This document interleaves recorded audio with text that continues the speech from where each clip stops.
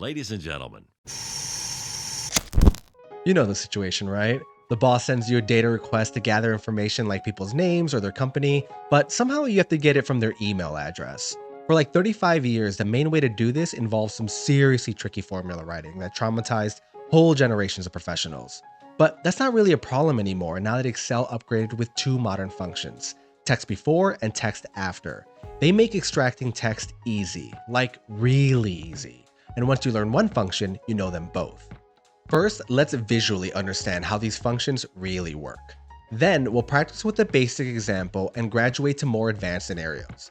Now, I've carefully designed this tutorial to make sure that you learn the most useful topics easily, so that you come away with immediately valuable skills. Let's begin our journey with this simple data set, a single column listing email addresses. Now, it's our job to add two new columns by extracting specific information from each email address in order to get the text that relates to the person's name and their company. That's the job to be done. So let's ask a question. How exactly does Excel think about extracting text? To answer that, we'll build our visual intuition. Let's focus on the first email for our friend Albert Einstein. Now, if we zoom in closer, we get to see what Excel sees. It turns out that this text is actually composed of individual characters stitched together to form what the data world calls a text string. I usually avoid technical jargon, but in this case, the term text string gives us a useful way of conceptualizing how we can manipulate text in Excel. For example, you should know that you can cut right through a text string with a pair of text scissors. That's a useful concept for us because ultimately, we want to trim our email text to keep only the parts of the string that represent names or companies. In fact, Excel has a bunch of functions that act as text scissors.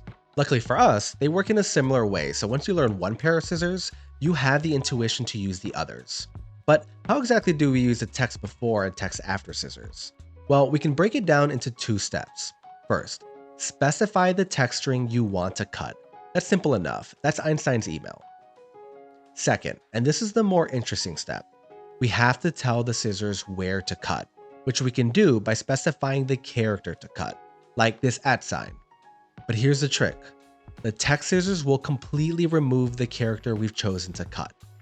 So really, when we choose where to cut, we're actually choosing what to remove. We can choose to cut out either a single character or multiple characters, as long as they're stitched together.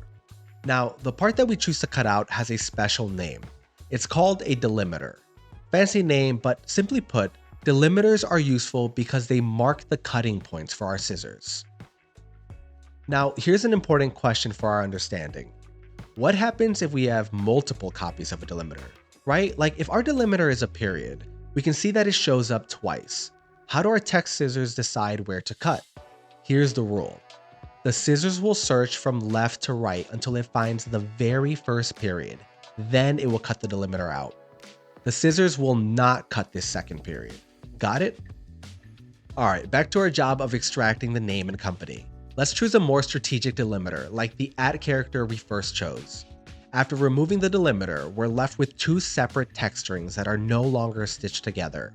But the way that this works, we can only keep one of these text strings, either the text before the @ delimiter or the text after the @ delimiter. It just depends on which text scissors we're using, text before or text after. Okay, don't you love when things have names that actually make sense? So if we're using text before scissors, we'll keep Albert.Einstein, but if we're using text after scissors, we'll keep emcsquared.com. That's the only difference between these two functions. Otherwise, they work in the same exact way. First, select the text you want to make cuts to, and then choose the delimiter so that the text scissors know where to cut. Depending on which text scissors you use, you'll either keep the text before or the text after the delimiter. Okay, now's a good time to take advantage of the visual intuition we've just built to craft the formula structure in Excel. It's really easy. Let's write a formula using the text before function. First, select the text string to cut, then choose the delimiter to remove. Just like we visualized, the text scissors will search from left to right, find the first instance of a delimiter, remove it, and then keep the text before, Albert.Einstein. Of course, if we instead use text after, we would instead keep emcsquared.com. And that's it. That's the basic formula structure in Excel. Take a moment to soak it in because we're finally about to practice in Excel. Here's how we'll practice. I'll take you through 3 scenarios, each more complex than the last, and by the end, you will be able to skillfully extract text. For hands-on experience, check the link in the description for the same Excel file I'll be using. All right, let's get the job done. Here we have our same data set, but with a few more emails listed. Let's work on the column intended for name information. Since names are located before the @delimiter, we'll use the TEXTBEFORE function. So we'll write equals TEXTBEFORE, open parentheses, select the text that we want to make cuts to. That's our first email address in B3, comma, then choose the delimiter so that our scissors know where to cut. That's the @ which we have to put in quotes since we're writing text inside of a formula. Now close parentheses, hit enter. Great. We have Albert.Einstein. Now I'll fill the formula down by double clicking on the bottom right hand corner of the cell, and boom. Okay, that was easy. Now let's move to the company column. But this time the company information is after the delimiter. So we'll write equals TEXTAFTER, open parentheses, select our text, comma, now the @delimiter in quotes, close parentheses, and hit enter. Okay, so we end up with emcsquared.com. Now that's close, but how do we get rid of the .com? Well, isn't this the same as wanting to keep the text before the .com? We just need to make a second cut, right? The first cut using TEXTAFTER got us down to emcsquared.com. All we need now is to make another cut that keeps the text before the .com. To add the second cut, let's revise our formula and write TEXTBEFORE, open parentheses. Next is to specify the text we want to cut, which we've already done. It's the formula that got us emcsquared.com. Then comma, and now a delimiter. Here we have a choice between a period as our delimiter or the full phrase .com. I'll go with .com. And boom, we have our 2 new columns. Good news, you're ready to level up to an advanced skill level. And because you've properly built up a strong foundation, it's gonna feel really valuable without actually being hard. Here's the new job. I've revealed the hidden column, which smashes together 3 or possibly 4 pieces of information. Their role, the sector they work in, an optional flag if they have a PhD, and years of experience. Notice they're all separated by these vertical bars. Our new job is to cleanly extract the last piece of information, years of experience. Here's the problem. It looks like the delimiter should be the last vertical bar, and we want to keep the text after. But when we try our formula, we end up with all this extra information.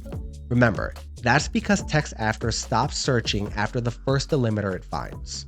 So how do we get around this problem? Let's take a closer look at how the TEXTAFTER function works. There's an additional option we can use to further instruct our scissors. Specifying the delimiter instance. It's a useful feature when we're dealing with multiple of the same delimiters.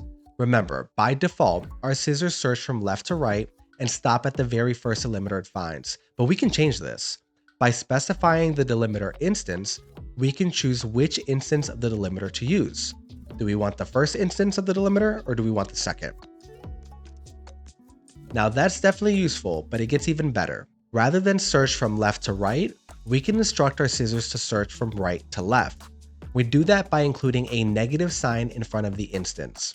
A -1 instructs the scissors to search from right to left and to cut at the first instance of a delimiter that it finds. A -2 finds the second instance, again searching from right to left. But back to -1. This is what I really want you to come away with because it's super useful for extracting the very end of text strings, no matter how many possible delimiters are present. All right, let's practice this more advanced formula in Excel. Picking up where we left off, let's add our third input, the delimiter instance. So, comma, we'll specify a -1 to indicate the last instance of a delimiter. That way, whether a cell has 3 or 4 vertical bars, it doesn't matter. We just want the last delimiter. And we got it. Well, mostly. One last thing. There's this hidden space before 50 years. These hidden spaces at the beginning and end of text can cause issues in Excel and with data in general, so let's remove it with the trim function. It literally trims the spaces at the beginning and end of text. Boom! Now the job is done. Well, that was fast. And now we're almost done, but I've got one more advanced skill you need to know. Let's get right to it. Here's the last job. We want to extract into separate columns the first and second names contained in the name info column that we added earlier. Here's the problem. There's no single delimiter that we can use to reliably extract text before and after. For example, if we set the delimiter to a period, we get errors for Marie Curie and George Carver, among others. So why is this happening? Notice that some of our names don't have a period separating the first and the second names. So what do we do when there isn't a single delimiter that will work for our formula? Said differently, what do we do when we have multiple possible delimiters? Because in this case, the cutting points can be a period, or an underscore, or a dash. Here's how you do it in Excel. Separate each delimiter with commas, and then write curly brackets around the whole set. I really don't think you have to memorize this, but now you know it's possible, and when this scenario shows up in your world, pop back into this video. So let's modify our formula to allow for multiple delimiters. First, I'll set up our curly brackets. Then I'll add the underscore delimiter, in quotes, comma, and last I'll add the dash delimiter, in quotes. Hit enter, and then fill that formula down. And it looks like that worked all the way down. Now, let's add the second name. We want the text after the delimiter. Open parentheses, select our text, comma, and now the delimiter set. So let's write our curly brackets. Now add the delimiters, period, comma, underscore, comma, then dash.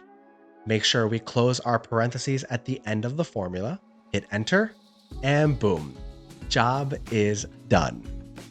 With that, I'm Mario Estrada, and this is Hot Sheets. Don't tell your boss.